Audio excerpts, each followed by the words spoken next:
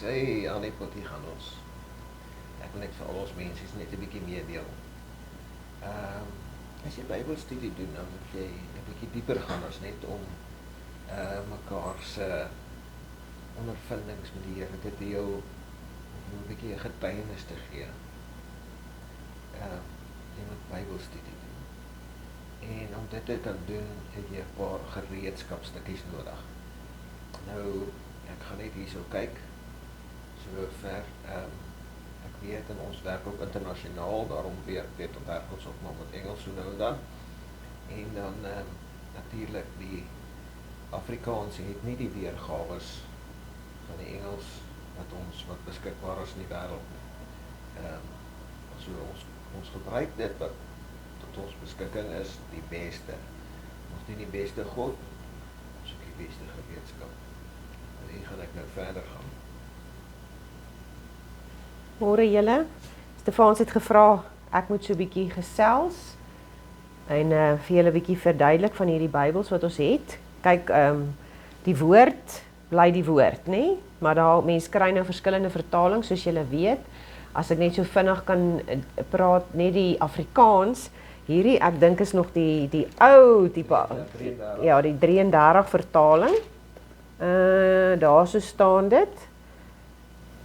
Bybelgenootskap van Suid-Afrika 53, eerste uitgawe was in 1933 en so het hy nou maar aangegaan, maar dan kry jy nou ook die nuwer tipe vertalings, jy kry ook die Lewende Bybel, jy kry verskillende Afrikaanse Bybels.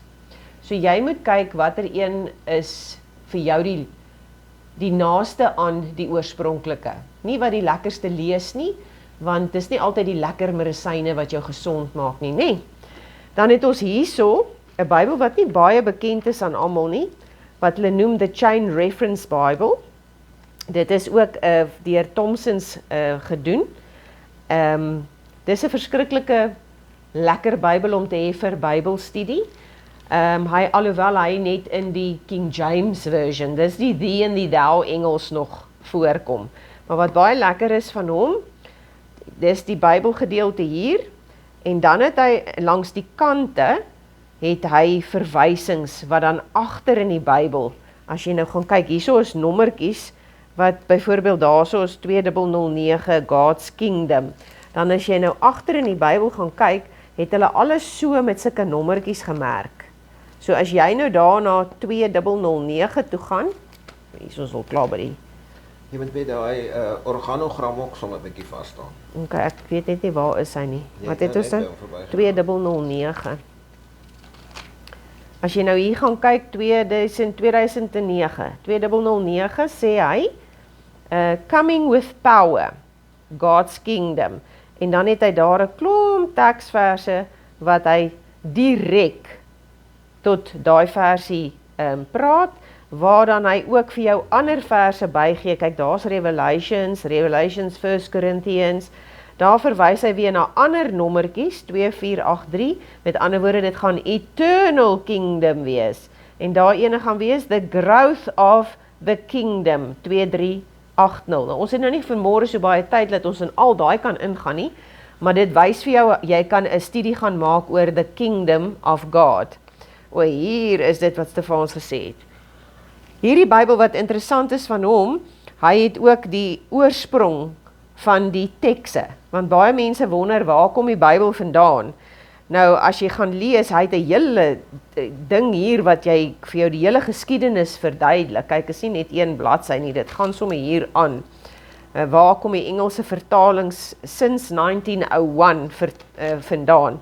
Maar as jy hier gaan sien, die original manuscripts, en toe was daar earlier copies, daai twee is bymekaar, en dan wys hy vir jou twee bene wat opgaan, en dit gaan nou weer na hierdie gedeeltes hier boontoe, en hierdie ene gaan dan na hierdie gedeeltes hier langs die kant toe, so hierdie oukies vat almal hande met mekaar.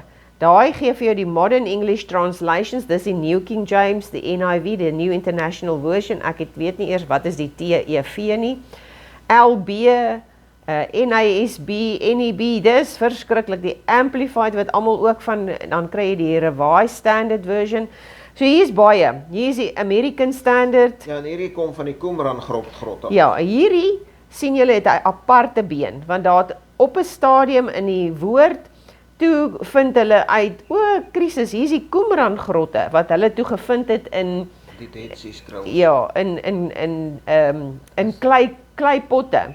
Toe daai goed vir honderde jare geberg gebly en hulle het hulle toe ontleed en hulle toe met hande gevat met baie van die geskrifte van voorheen en hulle dit toe in die New King James Version ingesit.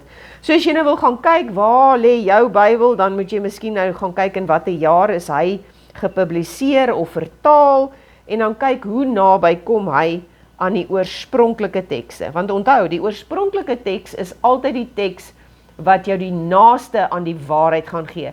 Onthou, die waarheid word afgewater. Soveel as wat mense kan, probeer hulle deesdae die naam van Jesus uit die Bybel uithaal, sekere goed soos om voete te was, om nederig te wees, om gesalf te word met olie. Al daai goed word uitgehaal, want hulle wil nie die mens verlaag nie, hulle wil die mens net onder beheer hou. So, Jesus word uitgehaal, want as ons nie Jesus ken nie, het ons niks nie, want waarop baseer ons geloof? Dit is op Jesus wat gekruisig en gesterwe het vir ons sondes. En as hulle dit kan uithaal, dan het die vyand mos nou 'n hou vas op ons. So kyk mooi na watse vertaling jy gebruik. Dis hoekom ons so baie klem lê op watse vertaling Bybel gebruik jy. Dan wil ek julle hierdie enetjie wys. Dis die een wat julle kan sien hoe lyk myne nou al Ja, maar wag, maak weer toe. Ja, kyk hierso. Kyk hierso. Kyk, dis mos nou hoe 'n Bybel lyk wat werk. En dit is van vat en gebruik. Ja, oop en toe maak. Julle sal sien ook hier voor hy wil nie meer daai bladsy. Ja, wat hy ook al 'n bietjie. Hy het al bietjie skurf geraak. Maar dis die New King James Study Bible. Sien julle, dis 'n study Bible. Want ek wil die Bybel bestudeer. Ek wil nie net die Bybel lees nie. Die woord is lewend en kragtig. En ons wil soveel as moontlik van hom eet. So as 'n ou een versie het wat hande kan vat met 'n ander versie, dan begin 'n ou die Bybel bestudeer. En as jy sit by die voete van die Here en die Heilige Gees begin goed vir jou oopmaak. Onthou, dit kom nie net maklik nie. Dit val nie net in jou skoot nie. Jy moet bereid wees. As jy 'n atleet is, moet jy konsekwent wees in jou oefening. As jy op dieet is, moet jy konsekwent wees in wat jy eet. Maak nie saak waar jou passie lê nie. Konsekwensie is die ding wat maak dat 'n mens deurslag gee. Ja, ons het die Heilige Gees en hy is die een wat vir ons leer. Hy is die een wat vir ons lei in alle waarheid. En hy maak baie keer dinge vir jou oop sonder dat jy gevra het. Maar jou hart moet wees om te ontvang van hom. Ekskuus, nou dwaal ek weer af. New King James Study Bible. Hierdie is die tweede edisie, die tweede uitgawe. Jy sal sien, dit is ook 'n Thomas Nelson, wat baie belangrik is, want daar is uitgawes wat nie so akkuraat is nie.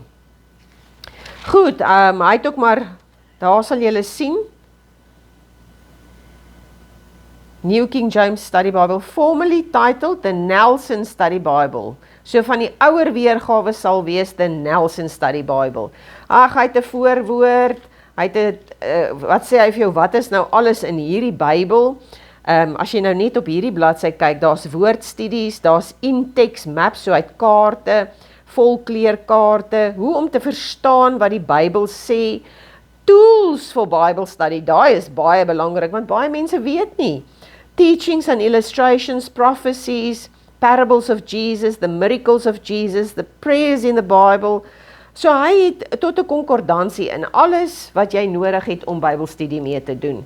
Nou ek het sommer hier op 'n versie oopgemaak wat ek gister gelees het van 1 Korintiërs 4 vers 20.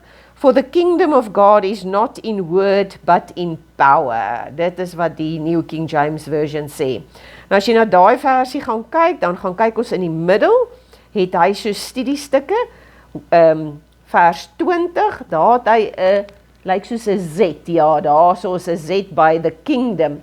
Dan gaan jy ook oor die kingdom in 1 Tessalonisense 1 vers 5, gaan jy ook van dit lees, en 10:1 as jy daar gaan lees, gaan jy nog ander verse kry wat jy kan gaan bestudeer oor the kingdom of God.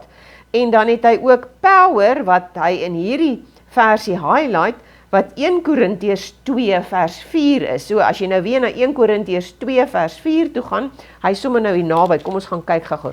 2 vers 4. And my speech and my preaching were not with persuasive words of human wisdom, but in demonstration of the Spirit and of power. Ai man, hoe lekker klink dit nie. So jy gaan nou sien daar, en as jy nou weer gaan kyk daar, dan gaan hy weer vir jou versies gee, jy weet, verwysings gee, by hoofstuk 2, vers 4, kyk net al die goedjies wat hy daar vir jou gee. Dit is alles vers 4. Nou oké, om terug te kom by die versie, vers 20, hierdie Bybel, omdat dit 'n studiebybel is, het hy baie beskrywings van gedeeltes van waar, soos as daar in Galilea iets gebeur het, dan sal hulle jou vertel van Galilea, of as hulle praat van 'n spesifieke muntstuk, dan sal hulle dit hieronder beskryf, of van 'n spesifieke koning, dan gaan hulle dit hier inskryf. Hierso kan jy sien, praat hy van Pax Romana, Roman Peace.